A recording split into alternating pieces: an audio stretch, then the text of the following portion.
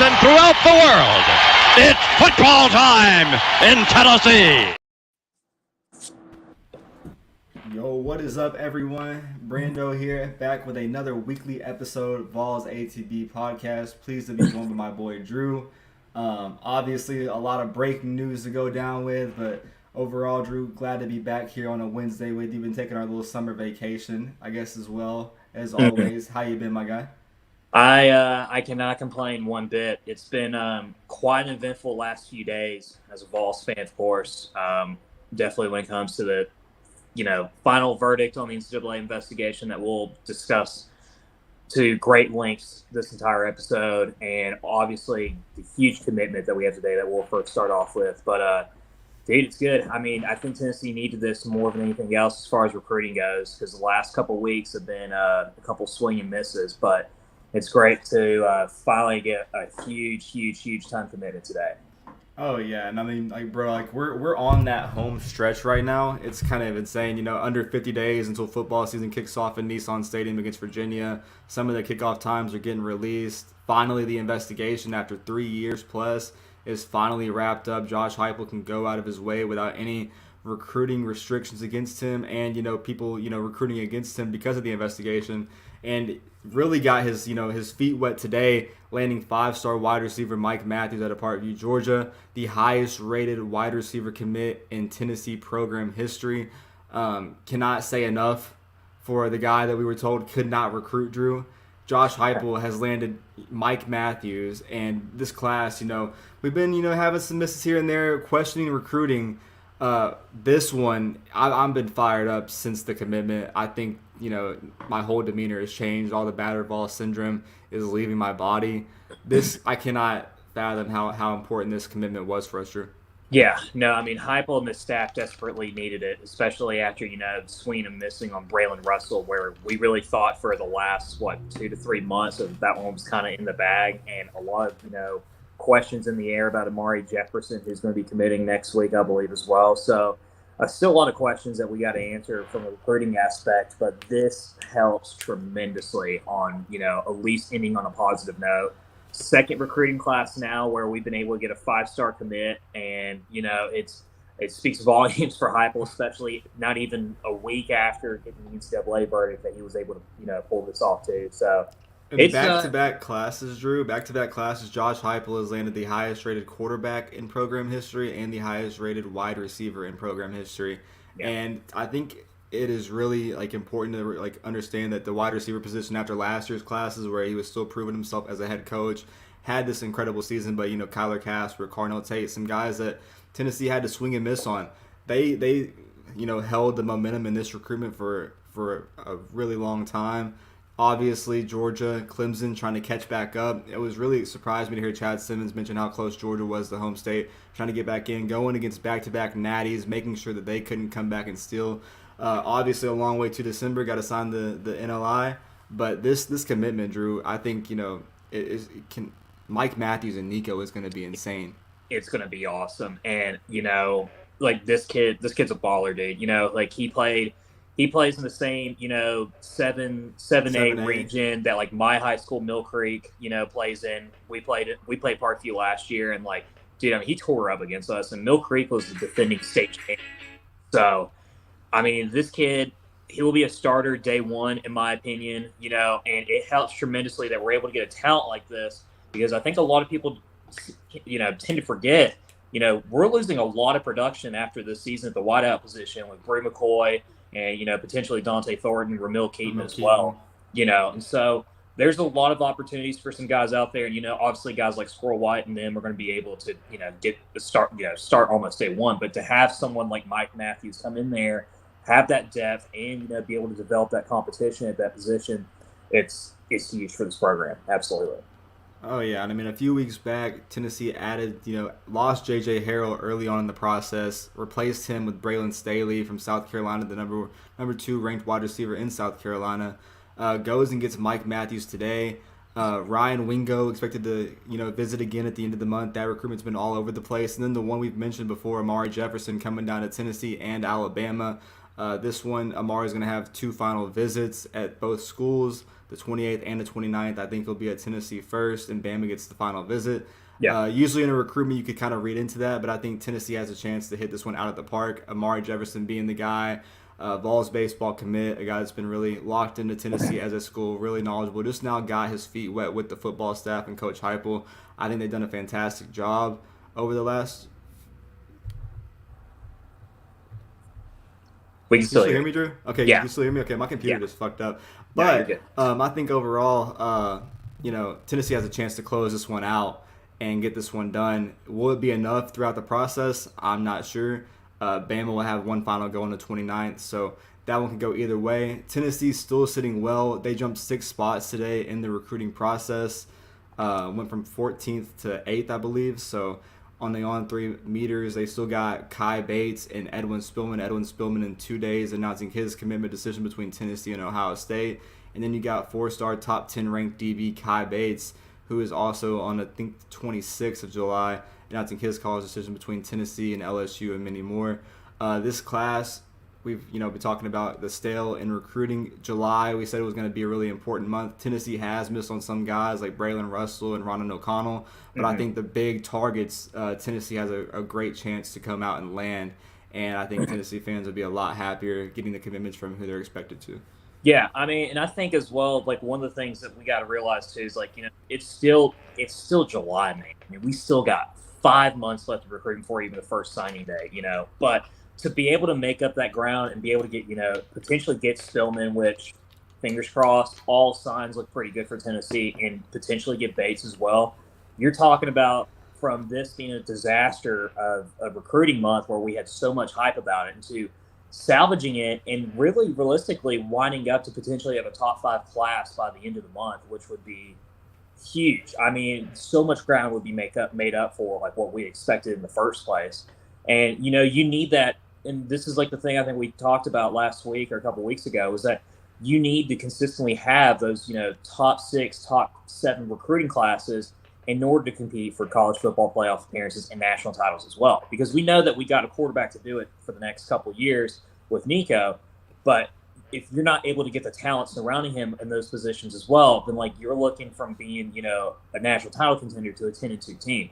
But getting guys like Mike Matthews and then getting, and being able to get that type of talent early on to commit as early as we have, I think it speaks volumes for Heupel and the staff and this program as well. And so if we could find a way to be able to wind up a top 10 recruiting class overall, I would be beyond thrilled. For sure, man. And I mean, like, obviously top 5 and above would be like the fantastic goal that every Vol fan would want. There have been some recruiting processes that have been closer than they should be. Edwin Spillman, coming down to the wire. I think the Vols have done enough there. But after recruiting his brother last year with Ohio State being able to get in the picture as much as they have, kind of concerning. I think Tennessee gets it done there. And then, since you lost on some guys, you got to, open up your class and open up your board and try to swing on some more guys. Tennessee going to have Aiden Breland, 4-star defensive lineman on campus next week, and Brandon Baker, 5-star offensive tackle. So I think, that's a chance that Tennessee can get 2 big names back in on campus. I mean, this late, a lot of guys in the new day and age of recruiting want to kind of get it done before their high school senior season starts. Some like to take it out to December, like Ryan Wingo might. But I think if you want to, be able to swing and miss on some big fishes, I mean, what's the worst that happens? You miss. I mean, Tennessee right now with this class, how it's set up, I think you add Edwin Spillman and Kai Bates, and the demeanor from last week to next week will be completely different.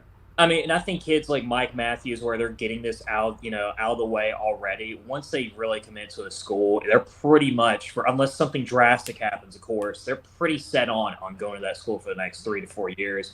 But I think, going back to Brian Wingo, I actually think it helps us tremendously that he's willing to announce it in December as opposed, before the start of his senior season. Because we have that visit where he's coming, for the Georgia game, and it's going to be his last, I might be mistaken, it's like one of his last 2 visits, if not his last official visit he's doing before his commitment date, which is huge. I mean, the thing about Ryan Wingo that's been weird is that he took his official visits to, the big schools, Georgia, Texas, Alabama, has been visiting those schools, but with the NCAA rule, you're allowed to visit, as many schools as you want to, but one time per school.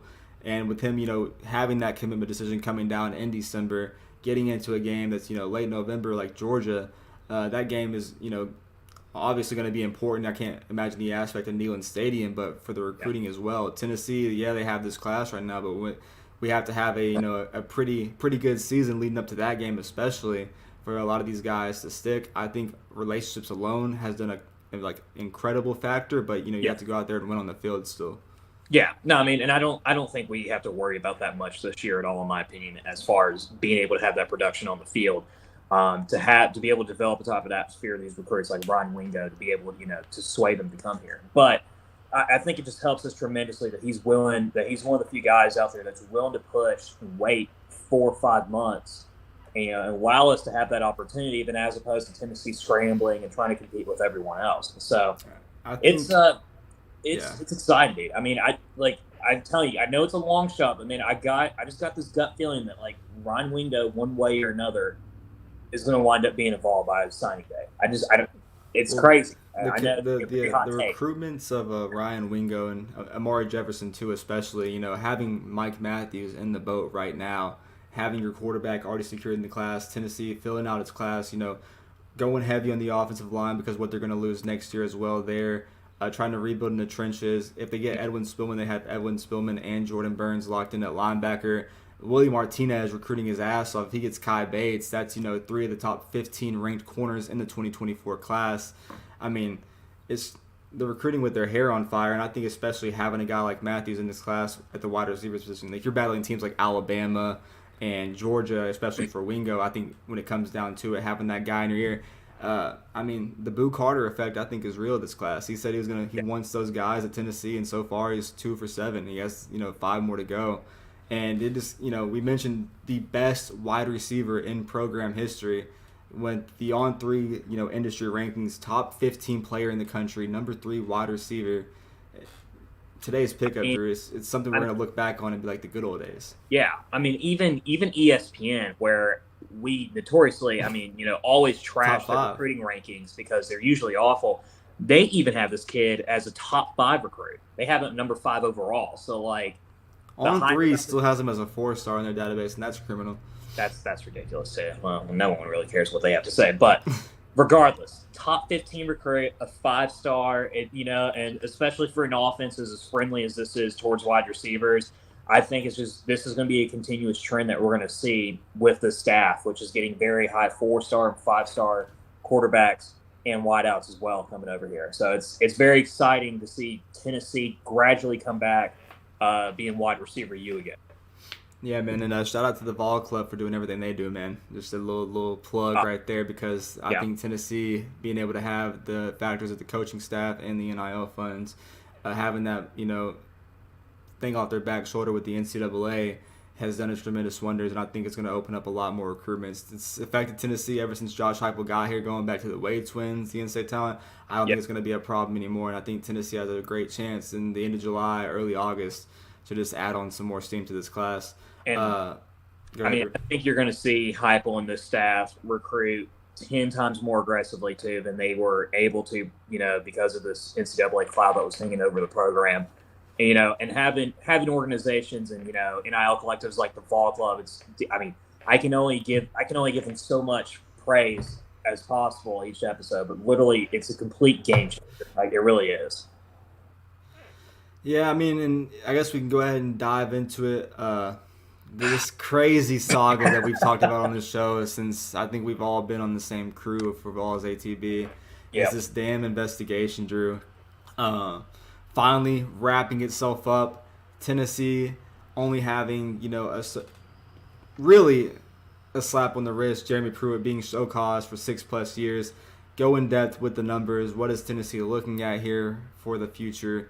I think before you jump into this, I will say Josh Heupel and the staff, when they got here, did a fantastic job years 1 and 2, getting this thing down as little as possible, because it sounds like we're going to get some time served here.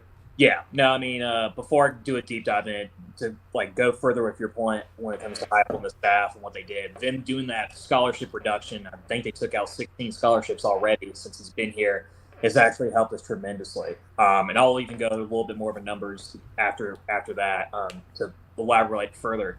But yeah, so the NCAA committee found the program responsible for more than 200 individual violations, which included 18 level 1 Jesus. It's absurd. It's truly unbelievable. But as you mentioned, Pruitt's got a 6-year show cause. No bowl ban. 5 years of probation, and we're given an $8 million fine. No bowl ban though, and the NCAA committee themselves said that because we were so cooperative throughout the entire investigation, that was a huge difference. And they're not going to admit this either. But dude, we also got the Tennessee State Attorney General involved too, so that we were going to sue their ass if they gave us a bowl ban. So I think that probably played a role too. I was afraid we were going to get full SMU treatment, just lock the door on us, throw away the key. So I mean, I was destined. But I mean, to be honest, man, like, yeah, we vacate some wins. Tennessee's better overall record gets better. I mean, the winning, So like the winning percentage does. Now we're no longer a top 10 winningest program in college football, and I think that ship has sailed because Georgia and USC are ahead of us. And Georgia's not going to get any worse anytime soon, and USC is back to the same heights as they were, 10, 15 years ago. But we're still number 11, and honestly, it's 11 wins. I mean, like, none of those wins were even memorable in the first place. So it's not really that big of a loss. But so they also legislated a fine of $5,000, 3% of our overall football budget, and additional fines to recap money earned during the Gator Bowl win over Indiana back in 2020. Wait, we had to vacate our Tax Slayer Bowl win? So all the wins from 2019 and 2020, we had to vacate those. And I'll go in further detail as well as to the reason why that's the case. But yeah. Thank you, Derek Gray. Program must vacate 11 wins during the 2019 and 2020 season. 2 players who enrolled at Tennessee, which I'm not going to throw out any names because here at Vols ATB, Henry Toto. Hold up, let me finish here. Point is, we're not going to throw any names because we're way high caliber of that here at Vols ATB. But let's just say one was a running back for Oklahoma and one played linebacker at Alabama. And one was an offensive tackle at Oklahoma and one was a cornerback at Oklahoma. Yeah, so I think you might know who we're talking about here. But but 2 players who enrolled at Tennessee received direct payments from either Pruitt or his wife, which is even the more crazier thing, is that his fucking wife was involved with all this shit too. It's just, and she got away scotch-free out of this shit. She got nothing. She was one of the very few people that didn't get a single show cause, which, to be honest with you, I don't know why she would get a show cause because, like, she doesn't coach. So, like, it'd be like giving, like, someone that got, like, arrested for a misdemeanor, like 3 months probation. It's like, okay, like, not. Drew, we knew before all this stuff came out officially that this shit was bad. Like, it was just disturbing. But I think Adam Sparks, with his reports of the text messages between Shelton Felton and Brian Niedermeyer, have blown this thing to a whole different level. And also Georgia, failing to comment on the fact that Darnell Washington was in fact paid by Tennessee and staff and still went to Georgia. Like, it just blows my mind. From that to Niedermeyer, claiming sabotage through his family's bank account, to Shelton Felton saying, let's keep it in the streets. What were we doing, bro? I could say this, right? I had a pretty good idea on, like, how bad this was, during my time working at Fan Run and, working with Trey and Russ and all them, because it happened all during that season. But the new, like, stories from Adam Sparks, as you mentioned, from Knoxville News Sentinel, it's mind-blowing. And it's not just mind-blowing about the stuff we did. It's, like, mind-blowingly moronic on how stupid we were on communicating on all this shit on university phones. Like, I mean, like Shelton Fulton's having to say, text it to the burner. Like, I mean, like, just like don't text his phone. Like, it was unbelievable of, like, how moronic this whole entire coaching staff was, and I'll go even more into that. Did you see, before you do, did you see today what Adam Sparks put out about the Walter Nolan recruitment? Yeah. That Walter Nolan and his fellow recruiting guy that was with him for his official visit spent, hundreds of thousands of dollars on cigars and marijuana. Like, what in the hell was going? Like, and I think we all had an idea of what was going on when Jeremy Banks was, on the body cam, talking to Jeremy Pruitt, like, what is this shit? Never seen this shit. Like, these guys were just completely stupid, Drew. They thought they could do what they did at the big-time schools and bring it to Tennessee and be stupid with it. Like, it makes no logical sense. Honestly, orange glasses off, looking at this from a non-biased perspective, it was lack of institutional control. And quite honestly, even though that we did clear house, we should have gotten a 1 or 2 year bowl ban. Like the fact that we didn't, with the amount of, Ole Miss got a 2 year bowl ban, and they even had less level 1 violations than we did. So we got very, very lucky. And hey, fair play to Donnie Plowman and Danny White and this university getting the attorney general involved with this and threatening them with a lawsuit. It's genius. It literally, in my opinion, it's bowl ban. No, $9 million. Fuck yeah. Yeah, a lot. $9 million is pocket change to this university anyway. So I'm sure they'd be more than happy to give that to him. But yeah. So the crazy thing about this was that those 2 players, Eric Gray and Henry To'oTo'o, not confirmed, just to put that disclaimer. Allegedly, but very highly likely. I'm almost 99.9% sure. They received direct payments from Pruitt and his wife. One player's family received $7,600 to pay for down payments on a car and rent, and plus $500 a month for car payment on 25 different occasions. That was at least what the NCAA was able to find out of that. At least 25 different occasions. 2 of those players wound up playing, in 25 and 23 games respectively. Like I said again, just go look up the roster. You can figure out who it was. And the crazier thing, and I thought this was a little bit more, was interesting when I found out about it, was that we engaged in a recruiting scheme, skirting unofficial visit rules over 2 seasons during the recruitment of 29 players. Former recruiting director with a primary recruiter to book hotel rooms and pay for meals with cash. After they left their car. They left their car at a fucking nightclub in downtown. They're fucking stupid. Just so stupid, just so dumb. Staff arranged, 6 recruits to visit campus during the COVID dead period, which I will say at least about that allegation, right? It's not an allegation, it's a fact. Is that I guarantee you we were not the only school having recruits come during the COVID dead period on campus. I know that. Fuck no. So I know other schools like Georgia and Alabama and Florida and all of them, whomever, they were doing the exact same thing.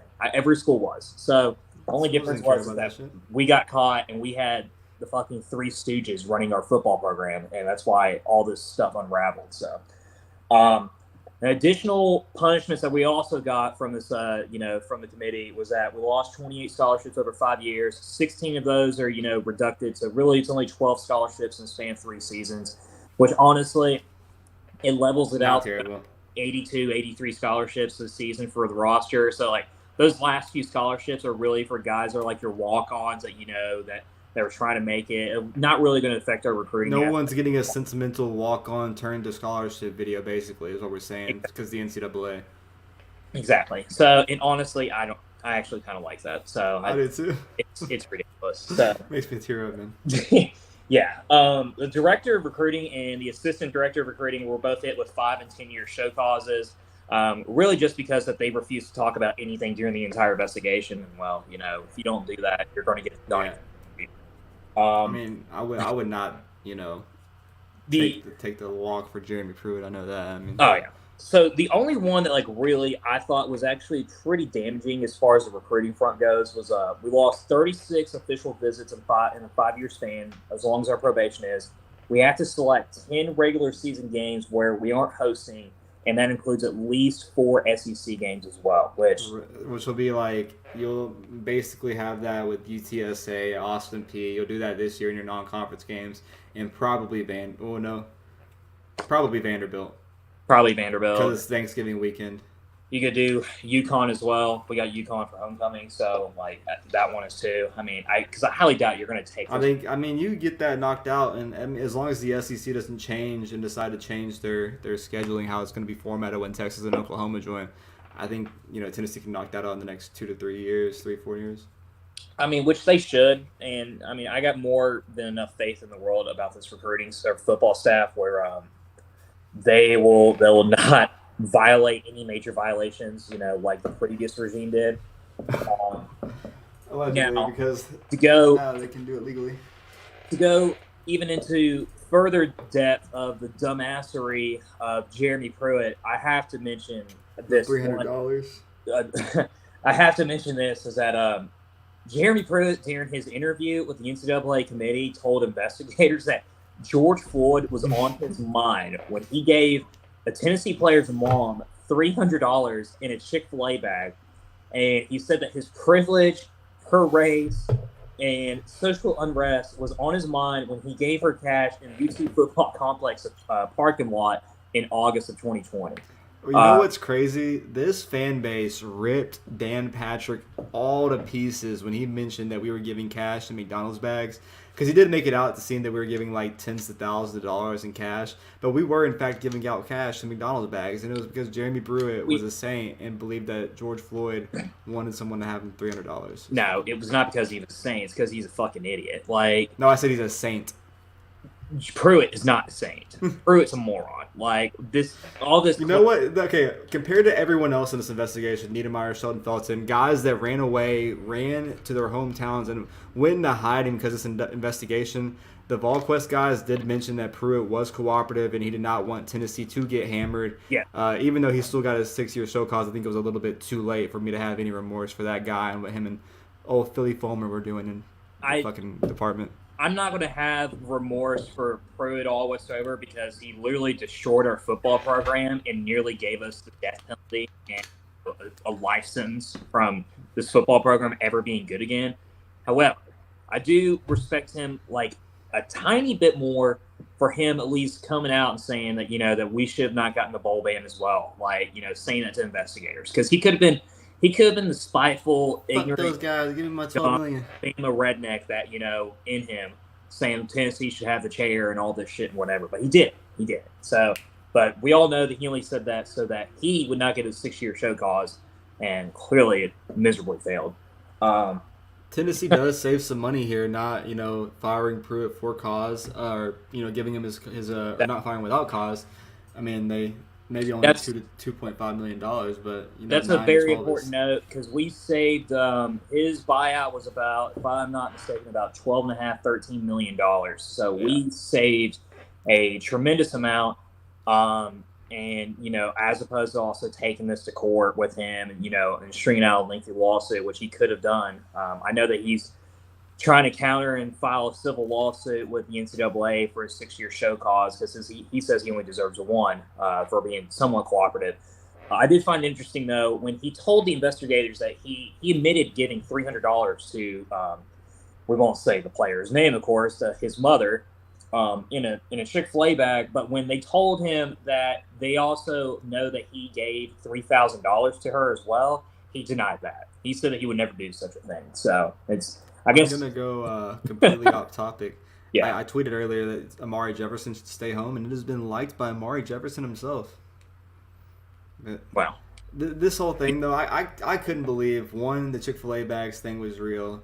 2, Niedermeyer was actually, having this whole thing with his girlfriend, being in the facility as well, and then using his parents' bank account, and Sheldon Felton, keeping it street, man. Dude, that was Niedermeyer is, in my opinion, clown. All the 3 the absolute worst, and especially the news that came out a couple days ago. That we paid Darnell Washington. Granted, it was like only $750 for parking lot, which was weird.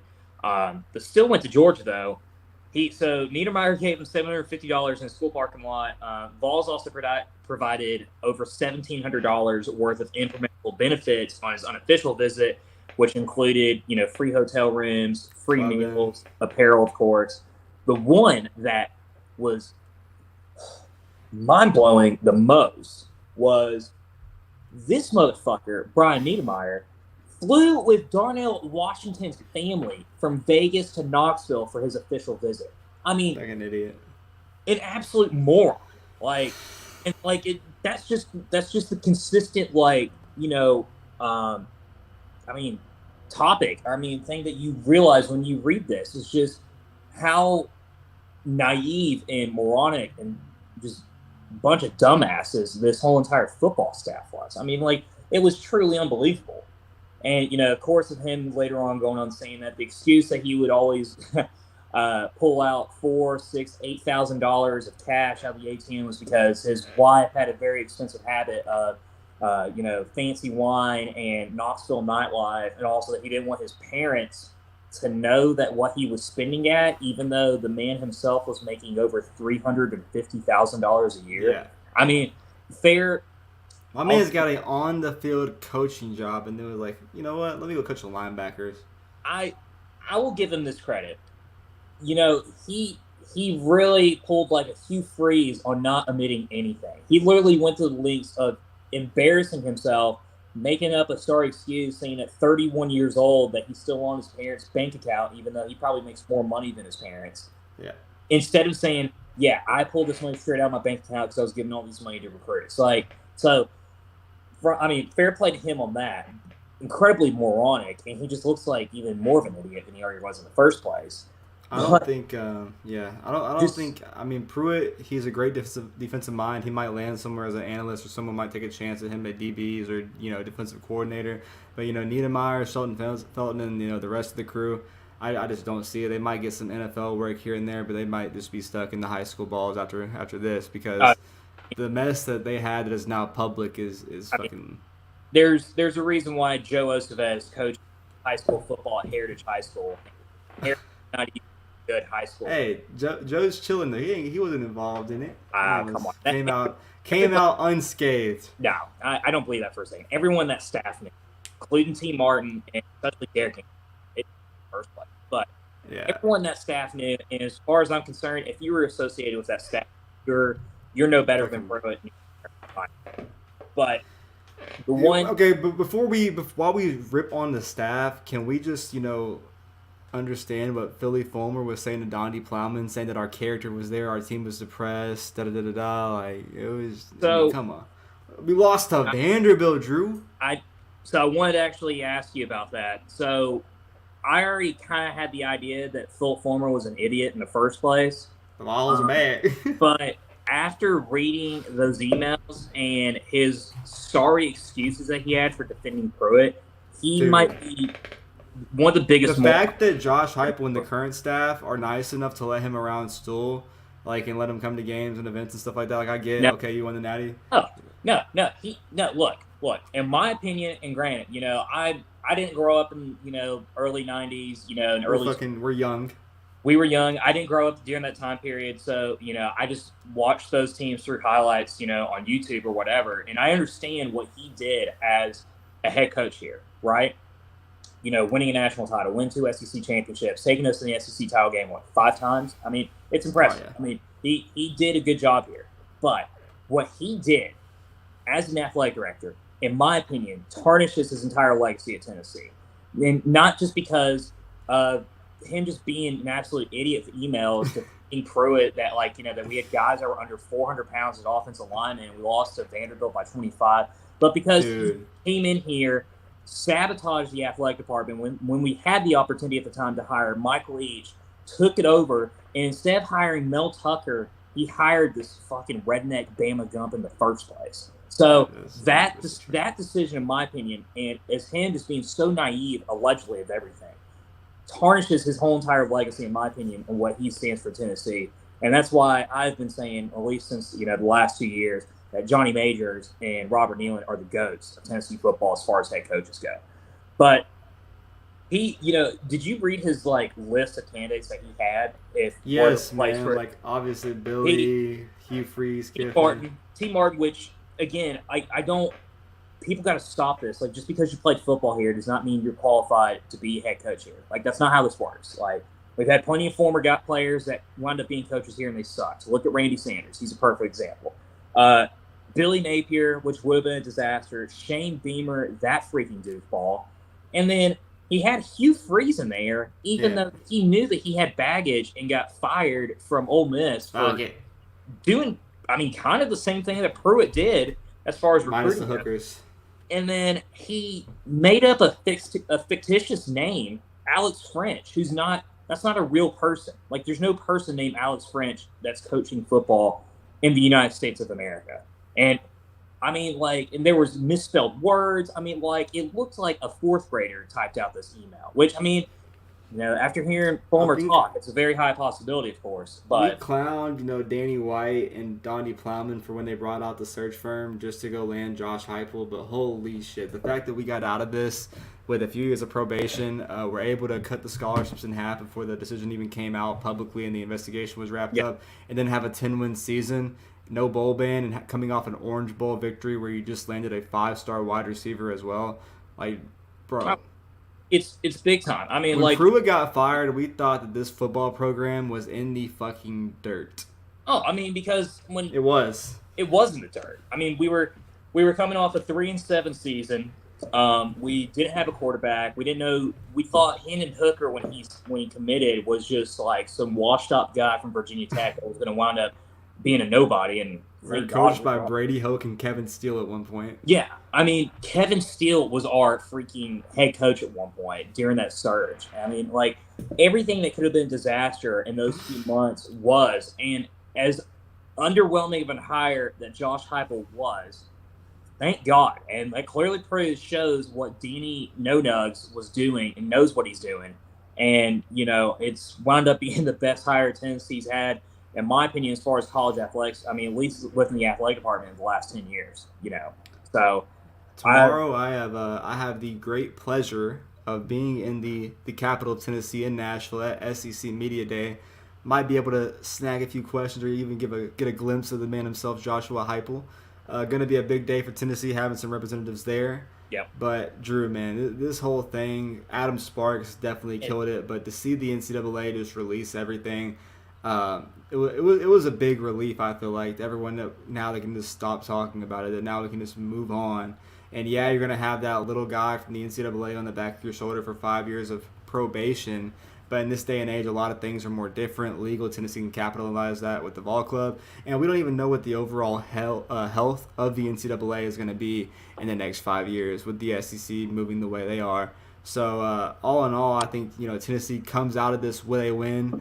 Obviously, $9 million is going to be out of their pocket, but a lot of blasphemy and buffoonery is gone and in the past. And we can look back on that Tennessee age of Tennessee college football and be like, what the fuck was that? Yeah, I mean, the only reaction that you should have from this NCAA verdict that we got on Friday is doing cartwheels and backflips and spraying champagne on all over everyone. I mean, the fact that we didn't get a bowl ban, we didn't get any more severe scholarship reductions than we already did, or we self-inflicted, is huge. I mean, it's finally over. The last one thing I want to say before we move on towards more recruiting and, some of the schedule updates that we have for football was that Pruitt made 75 4-figure, 5-figure cash withdrawals from his bank account when he was the Vols head coach. Dude, the thing is, Pruitt came out of this with a 6-year show cause and was using his fucking salary to fucking pay recruits. And he wanted that $12 million back because he probably spent, 6 figures of fucking that on guys that didn't come here, including Walter Nolan and Darnell Washington. Like, he did the same thing at Alabama as well, which we found out earlier today. 5-figure payments as defense coordinator from 2016 and 2017 as well. This just, so happens that all St. Nick owns the Mercedes-Benz in Nashville. Nothing to look at there. I mean, but it's good to see that we finally had this chapter closed. We can look on to greener It's like pasture. therapy that, like, something in my life just finally. And I do have to say that I am very excited when Mark Nagy does do it, of course, write another decade of dysfunction book specifically. I need to see Brady Hoke in all caps. Fucking, can I be your football coach? God, that was holy shit, man. It's not to talk too much about it, but it's truly unbelievable about how to think about it was only 3 years ago. 2 years ago we were in the middle of a situation we had no idea what the hell we're doing, and I was getting clowned for being a Tennessee Vol. Yeah, ironically, 2 years later we're probably in the best position that this program's been in since 2004, maybe 2005, like almost 20 years. Ridiculous. And then, I mean, like I said, man, when I started the show, like, bro, we're under 50 days till football. You see Wood Duck comment that Pruitt needed to be banned from NCAA football. Wood Duck, I wholeheartedly agree. Now, I do have to say, with too. him having this 6-year show cause, he's pretty much done. I don't think you're going to see him coach at least unless Nick Saban has this man go full Hugh Freeze and call him plays from the hospital at some undisclosed location. He would. The thing about his show clause as well is, even if he does get hired within 6 years, he's suspended for whatever remaining years that he has on that show clause. So if he gets hired 2 years later, right, at Alabama, for example, he would still have to wait out 4 years until he could be able to officially be on that staff. Like, there's no working around it. Like, he's toast. Like, he's pretty much done for. And, you know, dude, someone said, I'm in a Discord, and this is probably really inappropriate for the time being and has nothing to do with this at all, but someone was talking about, is so-and-so taking a victory lap through Athens, Georgia right now? And I said, as he should. He said, nah, I'm not trying to get shot or ran over.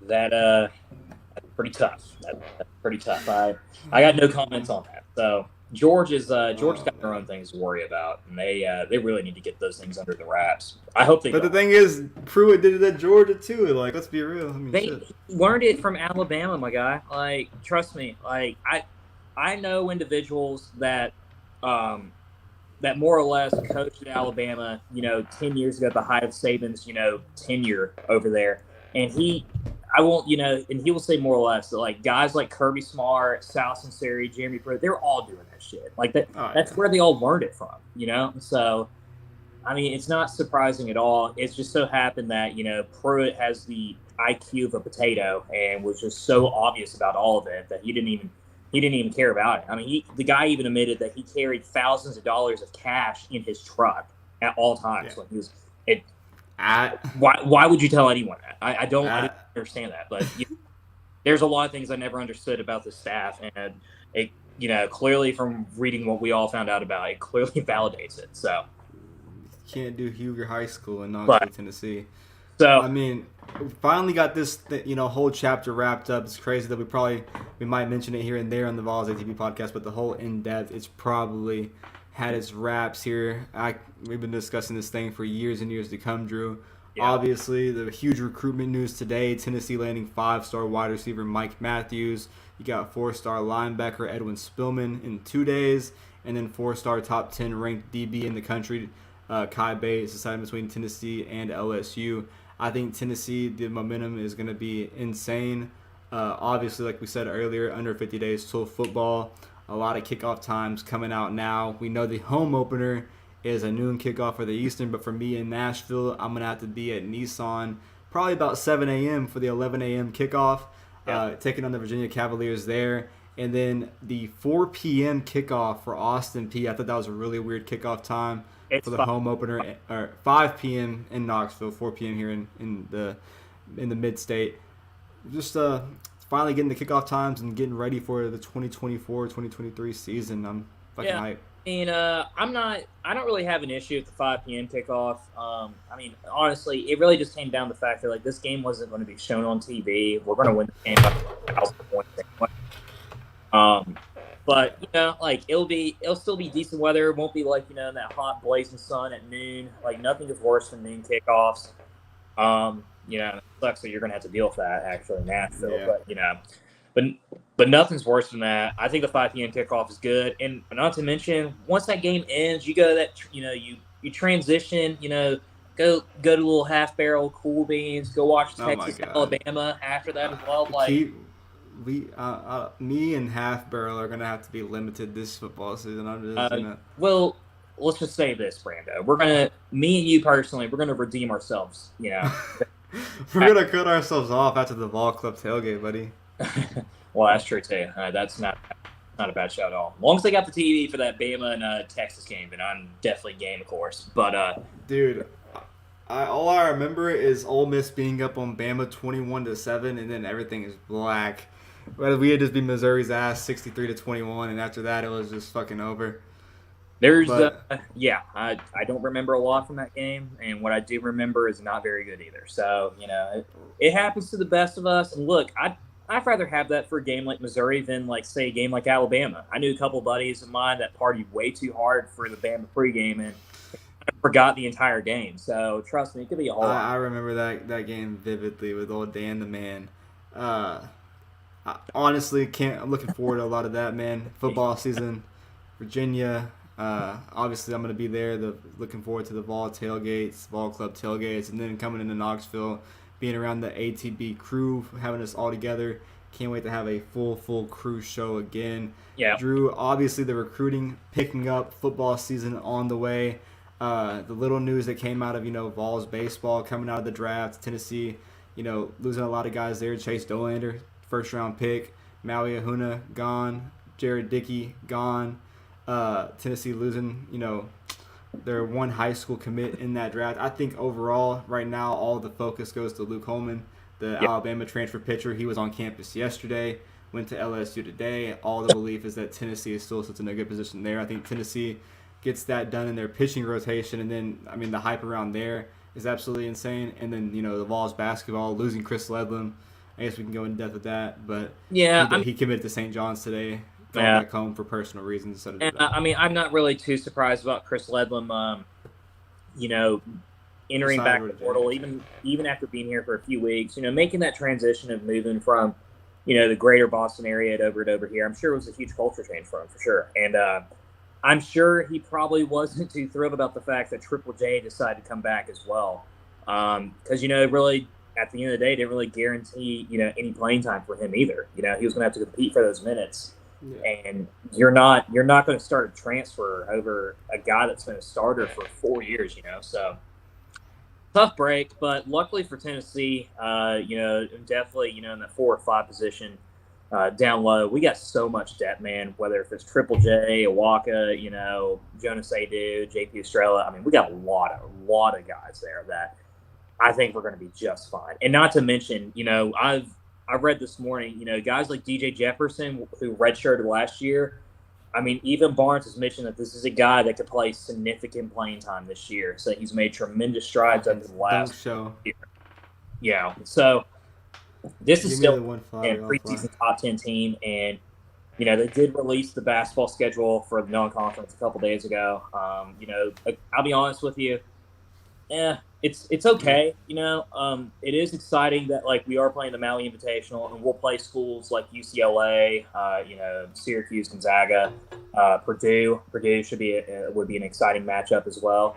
But when you look at outside of I would say Illinois, really, you're talking about playing Tennessee Tech, Georgia Southern. No disrespect to the Eagles, of course, but just a very underwhelming home schedule. But, you don't want to make it too chaotic and too competitive because, if you have too many losses early on, you really set yourself back on potentially getting yourself a good seed as well. But, we got a lot of good matchups that we mentioned in the last show, including North Carolina and Chapel Hill, which is going to be awesome on national television too. So a lot of good ones, but it's just, I think it's just a very exciting time, Brando, as you can agree.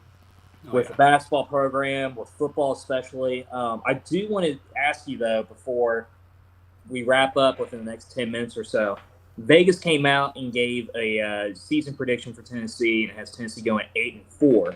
Yeah. I am curious about your thoughts on it. Personally, I could see why. See why, but I think I'm leaning still towards the 9-3 or a possible 10-2, obviously dropping the obvious ones, or maybe not even the obvious ones. The ones you used to look back as the obvious ones were, Alabama and Georgia. Alabama having a lot of question marks after this last draft, losing Will Anderson, losing Bryce Young. It sounds like their guy to be is going to be Ty Simpson going into this year. I think Tennessee has a great chance to go into Bryant-Denny and have a revenge game there. And then having Georgia come into Neyland late in the season. Just depends how this season goes. Has a lot to do with the offensive line, how well Joe produces and has improved from what we saw in the Orange Bowl. I do think that 9-3, 10-2 is possible. I think the home crowd and being in Neyland for the games we are in Neyland is going to have an incredible factor. I would say more, but I would not be surprised with the 8-4 thing. I think there's a lot of toss-ups there where Tennessee could get surprised by some people. I will say this. I can understand the argument of us going 8-4 because I know that we as a fan base, we've obviously seen Joe Milton improved the last, past season. But, there is still a lot of question marks. Can he do it, in a consistent basis, play like how he did against Clemson? And, obviously replacing a Heisman front runner the entire year, Hendon Hooker, and in my opinion, one of the top 4 greatest quarterbacks in the history of the program.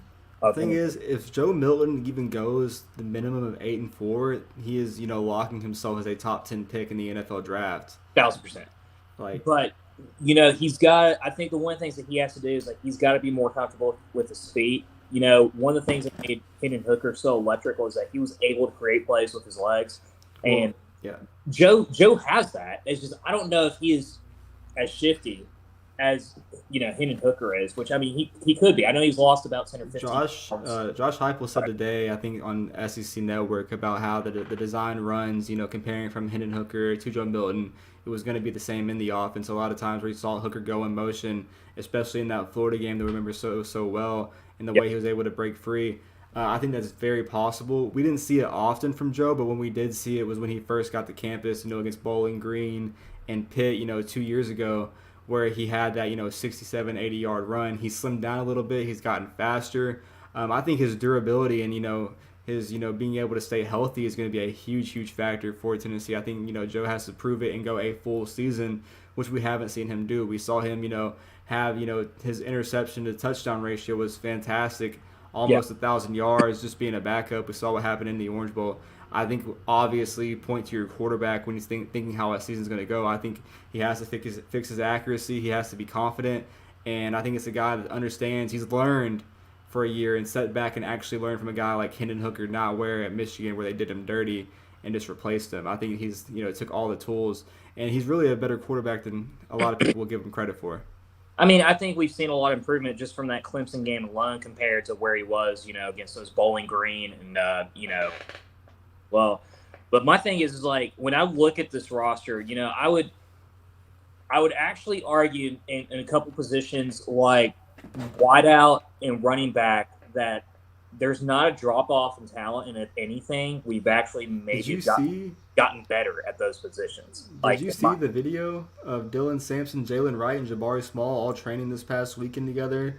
Dylan Sampson's next step speed is ridiculous. Yeah. That man from year 1 to year 2 has gotten significantly better. He might even be the number 2 back in this running back room. I mean, I think in my opinion now of all those 3 guys, I think Dylan Sampson's the best running back that we have. I mean, just based off just him being able to create plays and, elusiveness as well. But if Joe can figure it out, if he could be able to be consistent, I don't think this team's going to win 8 games. I don't think they're going to win 9 games. I don't think they're going to win 10. I could honestly see this team winning 11 games if he fulfills his potential that we all think that he has. I don't know if Georgia's a winnable game. I don't know it is. And Alabama's going to be sure as hell tough. But Alabama's replaced with so much talent. And there's Ty Simpson lost in the first round of 3A Tennessee football playoffs. Granted, he played where he played at Westview. There is no way that I think that when he comes against Tennessee, his hometown team, and understands, all the factors that he's not going to show. That's just my personal opinion. No, I mean, really far ahead to look at, but I think Tennessee has a chance to go into their rivals' traps, which they have not gone into the swamp, and they have not gone into Bryant-Denny and gotten those kind of massive wins. I think Tennessee has a legit chance, and that's going to play a huge factor based off how they were on the road last year. And I would argue that the biggest game that we have as far as dictating the season goes, in my opinion, and honestly, it kind of like it is every single season, but that Florida game, game dictates the entire season. If we go in that game, it's a night game in the swamp, 7 p.m. That place is going to be electric. It's going to be chaotic. It's going to help us tremendously. Be there. Not playing in that Florida heat, of course, but if we can go in there, kind of repeat like what we did back in 2001, go in there in a night game, get a win, first win in the swamp in 20 years, and you carry that towards South Carolina, there is no fucking chance in hell South Carolina's beating us at home if we're 4-0 going into that game.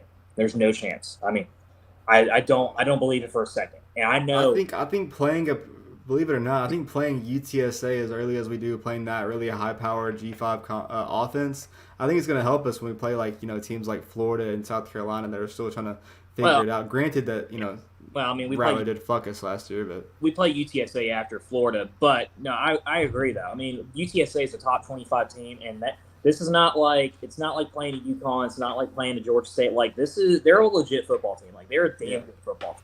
They lose a lot on offense. They are, but they're returning their star quarterback, who's probably one of the top 10 best quarterbacks in all of America. Like that's a game that you do not want to sleep on at all whatsoever, because they could beat us. In my opinion, there's no doubt about it. But if Milton can figure it out and we can figure out a way to be able to have salvage our offensive line and replace Darnell Wright, this team will win 10 or 11 games. And if they win 11 games, even if they lose to Georgia, they're in the playoff. I mean, I don't see how you cannot argue just based off of the alone. Now, granted, South Carolina might be horrible and Texas A&M might be a 3-win team, but even then, that resume, that's 11-win now, 11-win-1 team in the SEC. Regardless of which division, you're in the playoff. Yeah, I mean, I definitely think everything is there. I would keep on saying what I think is the most important thing, and that's where this offensive line and defensive line are going to be. I'm not really worried about the linebackers, where Tennessee was able to go in the transfer portal heavy, have guys in their second year. Yeah. DBs, obviously only going to get better from what happened last year. And I mean, I point to the offensive line and defensive line, and especially looking at the 2024 class, I want Tennessee to get more involved with guys like Bennett Warren, guys that can be immediate impacts, because Tennessee's losing, 3 to 4 guys that are on that, first, second team, and then a lot of guys that have been there for 4 to 5 years, like Ollie Lane and, Dane Davis, that are going to be in their final years of eligibility. I think Tennessee is going to have to, they're going to have to go heavy. And I think this year, if that happens, the offensive line is going to have to step up. You lost guys like Darnell Wright and Jerome Carvin. It's going to be big on Spraggins and, Jeremiah Crawford to be able to step up, and Gerald Mincy to be able to, dominate the line of scrimmage. Granted that we got a guy like John Campbell in the portal that helped out tremendously. So yeah, I mean, and guys like John Campbell, I think they know like how big the shoes that they have to fill replacing a guy like Darnell Wright. Yeah. And I'm going to stay optimistic about it. I think they have that opportunity to be able to fulfill it. But like, man, that there's going to be a drop with that offensive line, because I don't, we know that Darnell was a top 10 pick, but I don't think really people emphasize on or realize how important he was to Tennessee's success last season. Jerome Carvin not giving up sacks. I mean, Carvin as well. I mean, but Darnell Wright single-handedly controlled Will Anderson that entire Alabama game. I mean, literally shut him down. And and I mean that was a top 5 draft pick, or top 10. But a lot of question marks, and obviously when we go closer towards the season, we're going to have our good old traditional full season prediction that I'm always look forward to. One of my favorite episodes of the the entire year. But man, less than 50 days. It's crazy. We're counting down the days. We got the new feeling over here at the Vols ATB with the new layout on the background, the new intro, trying to spice things up a little bit, going into a huge important year. Obviously, the season predictions. Josh Heupel fucking killing it on the recruiting trail. 5-star Mike Matthews. The guys leading up. I mean, as we count down, man, it's almost here. It's almost time for the action, and then we'll be here week 0. Yeah. Before you know it, 2 weeks from now, they'll be reporting for fall camp, and guys will be back on pads, practicing all over again and getting preparation for Virginia. I mean, even as you mentioned with that week 0, I'm going to be all freaking fired up about watching garbage, Jacksonville State versus UTEP and, Notre Dame versus Navy. It's just college football, man, it's the best sport in the world. I've been saying it my entire life. There's nothing like it. It's the best thing on the planet. And it's always this time of the year when you're slowly anticipating it and it's coming closer and closer. It's just one of the most exciting times of the year for sure. But we got good days ahead for the football program, especially if Heupel under the helm. Good days ahead. The bad days of the old regime are behind. A lot to look forward to. Cannot wait to maybe be here next Wednesday. Hopefully have some others from the show. Can't wait to get the full crew here for the season predictions. Mm-hmm. And just, breaking down. Football will be here before we know it. Might even have an addition to the baseball roster next week when we're back here. Drew. Josh Heupel looks to add to the 2024 class next week. Yep. A lot to look forward to. Any final comments before we wrap this one up, end it off on a bang? Yeah, a couple things is, as we try to mention with every show, guys, to all of our listeners out there, not only just check out our Spotify and our YouTube channels, of course, but please go give the Vol Club a look. The link is on our Twitter. You can literally join as a member for $5 a month, less than $6 annually, yeah. And not to mention, if you join where it's up to you're paying $25 a month, you get exclusive access to and Brando can attest this with me as well, the best tailgates on campus by a mile. And you're talking about, freaking high cotton shit, drinking, the finest of whiskeys, Chick-fil-A's, you name it. There's nothing like a Gator. Oh, there's nothing like a Vol Club tailgate. I can promise you that. And just even join for little, whether if it's only $6 a month that you can afford, or if you want to go up to the $25, $100, $200 a month, all your money that you're going to is going directly towards helping these Tennessee student athletes, and it's helping them, and it's helping Tennessee to be able to put themselves in a position to continue this trend, which is getting high caliber recruits and getting huge big time wins as well. So it's a good thing to donate back towards as a fan, and where your money's going towards as well. And the last thing as well, still in the works, not going to, there's no official things or anything yet, but, we're going to have some exciting news regarding, the Vols ATB crew, during this football season. We'll talk about a little bit, in the later weeks on what that is, but just to get you a little bit hyped up. And yeah, just keep in touch. Obviously, be sure to look out for the good news regarding Tennessee football on the Twitter feed, the Vols ATB feed, and the Vols Scoops feed, wherever you get your recruiting news. Josh Heupel looking to add to the class. Vols ATB might be going back on tour, and there's a lot to look forward to. Hopefully, we have the full crew here sooner than later, but a better crew, letting everyone re-heal and get ready. Cannot wait to be back, and we'll be back next Wednesday, back here live, 8 p.m. Eastern. Drew, my friend, it was a pleasure. Until next time, good night. Go Vols. Go Vols, baby.